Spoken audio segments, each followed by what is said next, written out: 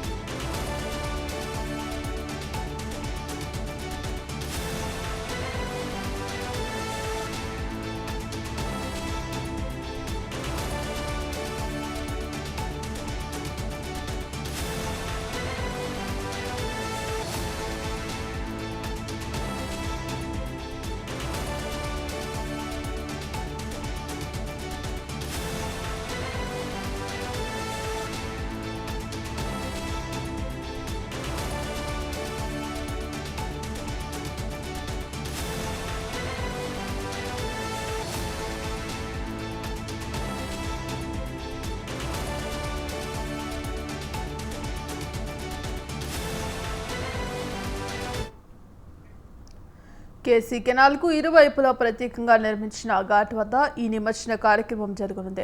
వినాయకుడికి వీడ్కోలు కార్యక్రమం సాఫీగా జరిగేందుకు పోలీసులు భారీ బందోబస్తు ఏర్పాటు చేశారు. నేటి నుంచి రేపటి వరకు నగరంలో ట్రాఫిక్ ఆంక్షలు అమల్లో ఉండనున్నాయి. 2000 మంది పోలీసులను నగరంలో నియమించి ఎలాంటి ఘటనలు చోటు చేసుకోకుండా పోలీసులు కట్టుదిట్టమైన చర్యలు చేపట్టినట్టు జిల్లా ఎస్పీ విక్రాంత్ పాటిల్ తెలిపారు. 10 డ్రోన్ కెమెరాలు, 2000 సీసీ కెమెరాలు ఏర్పాటు చేసినట్టు తెలిపారు.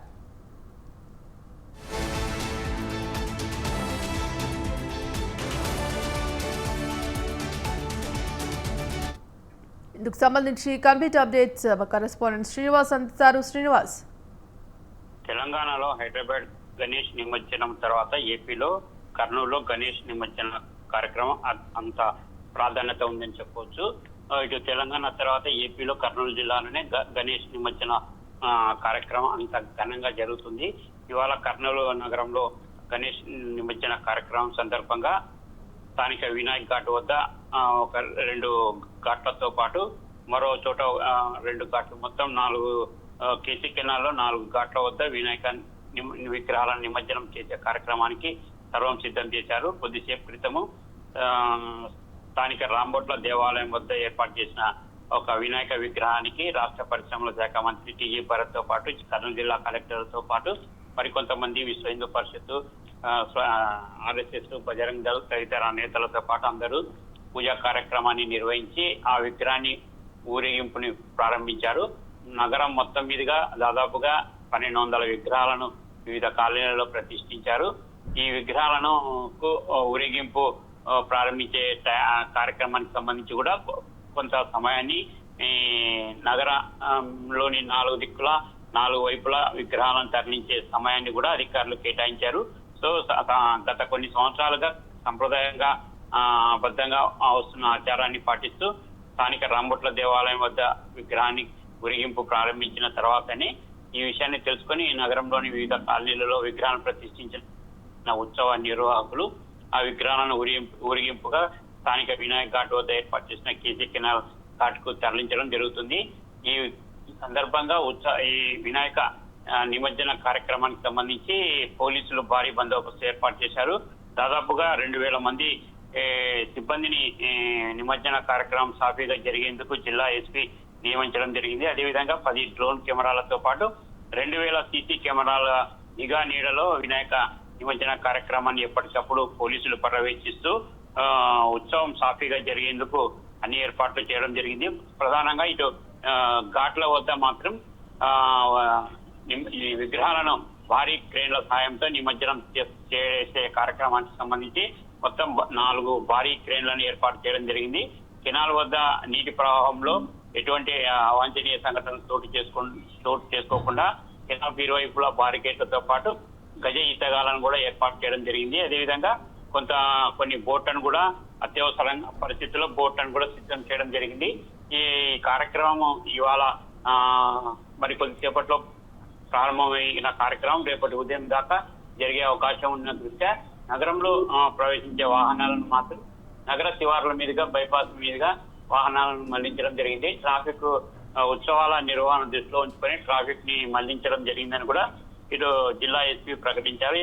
ఈ ఉత్సవాలను ప్రధాన రహదారి మీదుగా జరిగే కాలనీల రహదారికి ఇటు ఎవరైనా ర్యాలీలో పాల్గొన్న భక్తులకు ఏదైనా అత్యవసర వైద్య సేవలు అందించేందుకు కూడా ఈ ప్రధాన రహదారులు అక్కడక్కడ ఇటు వైద్య ఆరోగ్య శాఖ ఆధ్వర్యంలో డాక్టర్లను తర్వాత సిబ్బందిని నియమించడం కూడా జరిగింది. ఇటు తాగునీటి సౌకర్యంతో పాటు ఇటు అన్ని రకాల ఏర్పాట్లను కూడా చేయడం జరిగింది. ఇవాళ సాధారణంగా 11 రోజులు జరిగే ఈ వినాయక నిమజ్జన కార్యక్రమం ఈసారి 9 రోజులకే నిమజ్జన కార్యక్రమాన్ని చేపట్టాలని నిర్ణయించడంతో మొత్తం ఇవాళ కర్నూలులో ఒక పండుగ వాతావరణాన్ని చూడవచ్చు. ఈ మధ్యాహ్నం నుంచి నగర ప్రధాన వీధులలో వినాయక విగ్రహాలను వాహనాలపై భారీ ఊరేగింపుతో ఉత్సవ నిర్వాహకులు అత్యంత ఉత్సాహంగా కోలాటంగా విగ్రహాలను తరలించడం జరుగుతుంది. ఇప్పటికే ఈ ఉత్సవాన్ని దృష్టిలో ఉంచుకొని ఇటు మద్యం షాపులని మూసివేయాలని కూడా అధికారులు ఆదేశాలు జారీ చేశారు. నిన్నటి నుంచి మద్యం షాపులను మూసివేయడంతో కొంత ఊరేగింపు కార్యక్రమంలో ఎవరైనా సాంఘిక కార్యకలాపాలకు పాల్పడే ఉద్దేశం ఉందన్న ముందస్తు చర్యల్లో భాగంగానే మద్యం షాపులను కూడా మూసివేయడం జరిగింది. ఈ ఉత్సవ కార్యక్రమానికి ఇవాళ 3 గంటలకు స్థానిక వినాయక ఘాట్ వద్ద ఉన్నటువంటి ఘాట్ వద్ద రాష్ట్ర పరిశ్రమల శాఖ మంత్రితో పాటు ఇటు పలువురు నేతలు ఈ కార్యక్రమానికి హాజరు కాబోతున్నారు.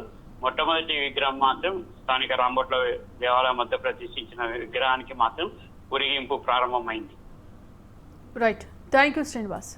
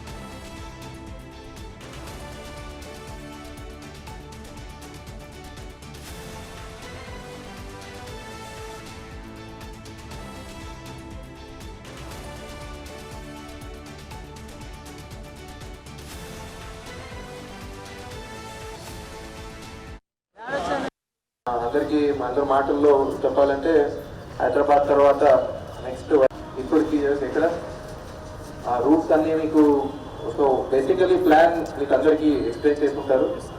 సో నా వైపు నుంచి చెప్పాల్సింది ఒకటే point. So we are here to facilitate, so not to restrict.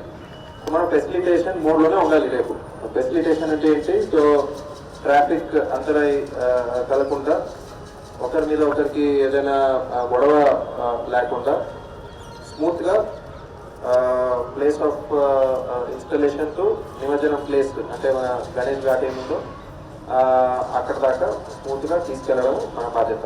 So in the process కొంతమంది అంటే 100లో 0.0001% somebody would try to create some disturbance for their own gain. So అది మనం కొద్దిగా అర్థం చేసుకొని ఐడెంటిఫై చేసి ఏదైనా ఇన్ కేస్ ఉంటే ఆపగలగాలి. So for that we are having extensive plan in the form of observing. తర్వాత దీంతో పాటు రూఫ్ టాప్ పెట్టాము. సో మీకు నేనే చెప్తున్నానో మీకు అందరి తర్వాత ఇంపార్టెంట్ ప్లేసెస్లో టికెట్స్ ఉంటాయి. Ticket plus there will be pushing parties అంటే ఎవరైనా కొద్దిగా ప్రొఫెషన్ లేట్ అవుతా ఉంటే అందరికీ